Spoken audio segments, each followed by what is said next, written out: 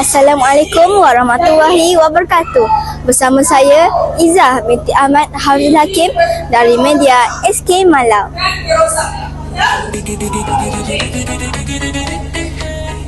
Ikuti tinjauan saya.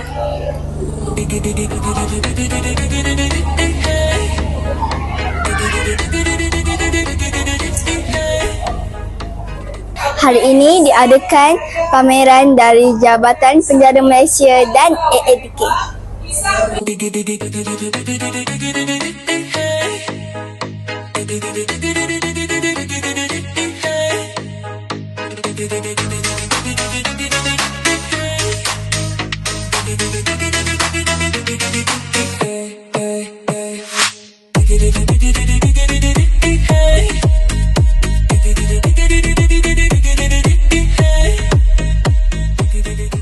Assalamualaikum, apa khabar Tuan? Assalamualaikum. Apakah pesanan Tuan Inspektor kepada anak didik sekolah Kebangsaan Malau? Okey, pesanan saya satu je lah. Ajak elok, ingat cakap cikgu apa semua. Okey, kalau boleh jangan sekali masuk dan masuk gelanggelungan yang orang kata boleh menyebabkan diri kita ni jadi rosak lah.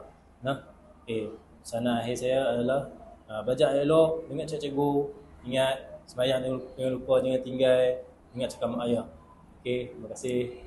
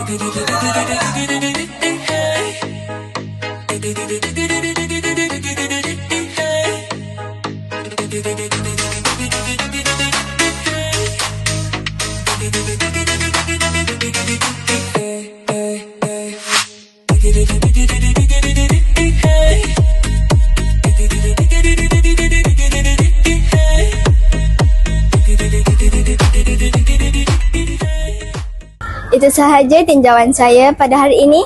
Semoga kita bertemu lagi.